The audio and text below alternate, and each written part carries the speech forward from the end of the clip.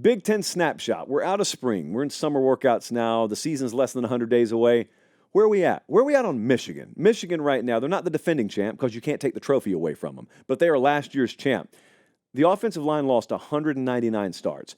I don't think that unit can be as good as it was last year. Some of you argued with me the other day on that. I didn't say they're not going to be good. I think the unit will be good. You're not going to be as good as you were last year. So you've got that. You've got newness at the quarterback position, not to mention the coaching staff. My simple question is, can you have the identity you want to have?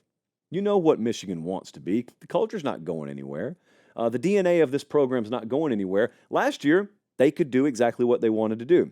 With all the newness in certain positions, can they be who they want to be? Can they do what they want to do this year? Sharon Moore, if they can, has a chance to write one of the most legendary stories in the history of Big Ten football. Because if they were to do something more than just play pretty good this year, like if they go beat Ohio State, they go win the Big Ten, and they're in the playoff, and all this stuff changed, that would be wild. You're talking about a huge story in college football. What about Washington? Washington's brand new. They just walked in the door. It's going to take time. It should take time. Washington is a window program. Window programs, as defined on this show, are the programs where they can't just reload every year. It's not like Ohio State. They got to circle a year. They got to build up to it, and that was last year for Washington. And they did good. They won the Pac-12. They went to a national title game. So even if DeBoer was still there would be an expected drop-off, a little regression to the mean this year. But as it stands, Kalen DeBoer's in Tuscaloosa. Jed Fish is the new head coach there. Washington is tied for 125th in returning production. Their win total 7.5. Jed Fish, I think, is capable of pulling off magic. In his first year at Arizona, he was 1-11, and then they just skyrocketed ever since then. He does inherit a solid program. Now, some of the players look different. In fact, most of your starting 22 looks different, but the nuts and bolts, the framework of the program he's inheriting is really good, really rock solid. That matters. That matters. It may not matter as much in the win-loss column in year one as you may want it to matter, but it matters. Year two and beyond, it matters. USC, another team I've had a fair amount of argument, I guess, about, which is why God invented May. It's a Meemaw quote. It's not my quote. Defense and line of scrimmage. I don't think they'll be good enough there. But if I'm wrong, then I'll find out repeatedly. Because their defense and their line of scrimmage, both sides of the ball, will be tested repeatedly. Not just against the quote-unquote good teams in the Big Ten, but most of the teams they play in the Big Ten, including some that will be ranked behind them to start the season. They will test them over and over, and here's my concern if I'm a USC fan. There's a difference between having a weakness and just having a terminal flaw. If our run defense is a weakness, if our interior guard play, and I'm just making stuff up at the moment, if our interior guard play is a weakness, we can find ways to hopefully work around it. If it's a terminal flaw, we can't. We can't. There's a big, big difference in weakness versus terminal flaw. So, if they're still a top 10 offense with Miller Moss at quarterback, and they're decent on defense, which means they have significantly upgraded, then they can contend in the Big Ten. If they're not, if that offense falls out of favor a little bit, it's like a top 25 or 30 type unit, and that defense is still 90th or worse, then they could miss a bowl game.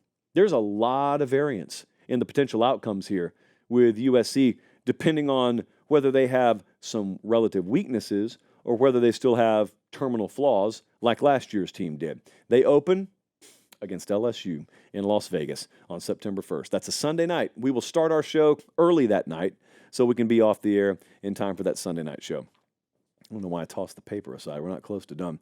Wisconsin? How much do we trust Tyler Van Dyke? He transferred there from Miami. He will be the starting quarterback this year. They're not a portal-heavy team. This is not Luke Fickell looking and saying, we got to win now, by any means necessary. They're not doing that.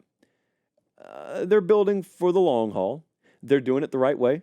They have, at least at Cincinnati, all the reason in the world to make someone like me believe in their evaluation and their development. They'll have that. I have no doubt Luke Fickell will always have that. Bama, USC, Penn State, Iowa, Oregon, and Nebraska. all on the schedule this year. So Wisconsin, of course, could surprise people and contend for the Big Ten championship, and that would be wonderful. Even if they don't, they could be a wild card that either serves to propel or derail multiple other playoff runs, because a lot of these teams are expected to do big things, and they all got something in common. They all got to play Wisconsin. Tyler Van Dyke was plagued by turnovers last year at Miami. If he's fixed that, he could be one of the pleasant surprises in the conference this year, which is why my big question is, how much will we be able to trust him? Penn State. I think of Penn State like when you throw on a jacket, and no one ever puts on a jacket and has it immediately feel just right. You put on a jacket, especially the heavy ones, you got to work it around a little bit, pull the drawstrings even, fix the hoodie on it, and it takes a couple of seconds, right? That is how I feel about Penn State every year. Penn State, when will the adjustment be right? When will the shrug of the shoulders or the lurch of the right arm, when will the pulling of the drawstring, when will the right combination of adjustments lead to a comfortable fit? They don't need to change the jacket. Everything's almost in place. It's just like, what year is the right amount of adjustment made? So Andy Kotelnicki's the offensive coordinator they brought in from Kansas. And the whole word of the summer up there is just explosivity. They were terrible in that metric last year. They've got to be way, way, way better. What USC lacked defensively, Penn State lacked in big games in explosivity offensively. And it's that simple. Defensively, they'll still be very good. They at least lost enough at corner to make me wonder about it, but people close to the program think with the pickups they made in the portal, they'll be good. They'll be plenty good enough at corner. Elsewhere, even with a new defensive coordinator, I don't have doubt there. I just have doubt about question at least, about their ability to move the ball down the field. That's it. Has the right adjustment been made? Ohio State, what should I expect from Will Howard? Transfers there from Kansas State, quarterback, what should I expect? This is not a situation where we look and we say, save us, Will. This is a situation where we look and we say, don't screw it up, Will. We're good. It's like Gary Bertier's ill-delivered speech to Denzel when he first shows up. We don't need any of your guys. We already got it set over here. Well, someone could actually look at Will Howard and kind of have that attitude. Will, we don't need miracles, man. We look at these tailbacks we have.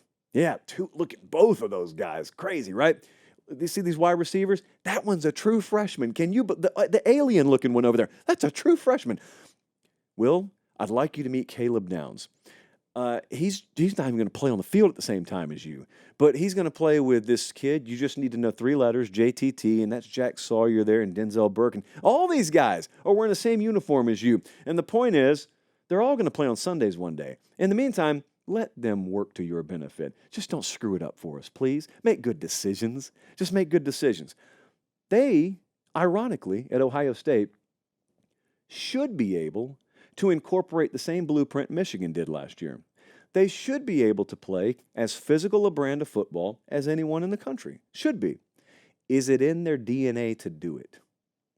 I think it's healthy at this point to question not Ohio State as a program. They're 9/10 of the way where they need to be. It's just, the final rung of the ladder. Well, I think a lot of intangible is what's going to determine that. A lot more than do they have good enough football players. They've had good enough players. It's just when your face gets closer to the fan and closer to the fan, do you lurch back at the last minute or do you stick your face all the way in that fan? Michigan did last year. Ohio State didn't. Ohio State's got the horses to do it. They should be able to be that team, not even flinch. Basketball in Kobe's face, he doesn't even flinch. That should be Ohio State this year. You will rarely see an elite team, an elite program, go more all in on a season than Ohio State's going this year by every available metric. So, Will Howard, what should I be able to expect? Hey, I don't mean to alarm anyone, but Rutgers is pretty good. Rutgers right now, very similar track from Greg Schiano's previous stint. When he was there, they went 7-5. It took 4 seasons, but in his 4th season, he wins 7 games. Then they won 11, 8, 8, and 9 the next 4 years. Well, they just went 7-6 in his 3rd year back. And they are top 15 in returning production. They don't play Michigan. They don't play Ohio State. They don't play Penn State. They don't play Oregon. They play some dude named Howard in week 1. How did that happen? I don't know. I don't care, because if you're not a premier brand, no one hates on your strength of schedule. And aside from former colleague of ours, Lance Glenn, Rutgers is not a premier brand. So no one's going to trash their strength of schedule. However, they could be in conversations you think Rutgers has no business being in November, because number 1, Shiano's really good. Number 2, the team is very hard-nosed. And number 3, this is a very, very favorable path. And I don't really think they want anyone noticing, so I'm going to move on. Iowa. It's kind of a good spot for Tim Lester, is it not? What door would you rather walk into right now than being Iowa's offensive coordinator? Some of you listen and you say, well, that's dumb. Iowa's bad on offense. Yeah, I know. This is a high expectation industry. Coaching, calling plays at this level is like a tightrope walk, 100 stories above the street. But all of a sudden, when you walk in and they haven't been doing anything, every move you make is going to be good. They got shut out in 3 of their 4 losses last year, like goose egg on the board, which is totally inexcusable. I don't care how conservative and ground and pound you are, horrifically bad. And through whatever mechanisms, they were forced to make some moves at offensive coordinator. Enter the season, shocker, number 2 defense in S&P+. Top 10 returning production. So they're going to be a veteran-laden team with a good defense again. It's rinse and repeat every year for Iowa. Can they score? Can they score? A little Iowa color scheme on the shirt here. One night only, of course. Over-under win total, 7.5. There you go. That's it. Next up, Oregon. This should be a national championship contending team. Quarterback is set. They got 2 of the best wide receivers in the country and several more behind them. Defense is going to be very good, and it's yet another beautiful spot, because Oregon's a team that checks pretty much every box you need to check to make a deep run in the playoff, but they hadn't done anything on that front. So you can fully believe in them, but I could also sit here and I could say, what if they won? No, I don't go down that road. But you can say they still got a lot to prove, because they do. They still need to win the Pac-12 or now the Big Ten, because they haven't. They still need to prove they can make the playoff, much less do something in it, because they haven't. It's not hating, it's just reality. So I love that. Like, if I'm a fan, I love that I'm loaded. My coaching staff has just been totally relentless in stacking talented classes and portal classes on top of each other, and they're being doubted. That's a good thing. If you're a fan out there in Salem or Eugene or Bend, Oregon, that's a really, really good thing. They should be very, very high level this year. Maryland, what do we think about Maryland? You remember we did a little segment when the Big Ten announced that they were going to totally scrap divisions. And I said, Maryland's the big winner here, because Maryland was the team that hadn't been half bad, but they were stuck in the same division as Penn State and Michigan and Ohio State, and it was crap. Maryland could have competed multiple years in the Big Ten West, but they never got the chance to. Well, now, divisionless conference, and Maryland is on a little bit better footing. Can they take advantage of it this year? They're 102nd in returning production. So can they take advantage? That's the thing I think about with Maryland. They open against UConn. They got Michigan State, Virginia, Nova, Indiana, Northwestern. They don't play a premier national kind of game until USC, the 19th, and Southern Cal has to come there. Nothing like traveling 3,000 miles for a conference game. What about Nebraska? Hey, I got a question for you. Has anyone, and I mean anyone, bet the under on Nebraska? 7.5 wins? Has anyone bet the under? Good defense? Check.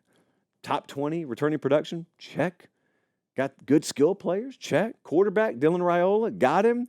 I think he'll probably end up starting there. Check. Oh, everything's great. Positive momentum. Check. The only thing that hasn't happened is the Pate State Speaker Series has not made it to Lincoln yet this summer. Other than that, everything's coming up roses for Nebraska. Is anyone doubting this team? Boy, that feels dangerous, doesn't it? And yet there they are, over under win total 7.5. Someone out there is betting that under, because it's heavily juiced right now. I just don't know anybody. Hey, just go do it. Just go win 9 games, basically is my feel. You're talking about a schedule setting up just overly favorably. UTEP, Colorado, Northern Iowa, Illinois. Don't have to leave home for any of them, by the way. And then it's Purdue, Rutgers, Indiana, Ohio State. 10-26, that's the first one where you look and you say, well, it could be fairly tough now. And Michigan State I wanted to touch on.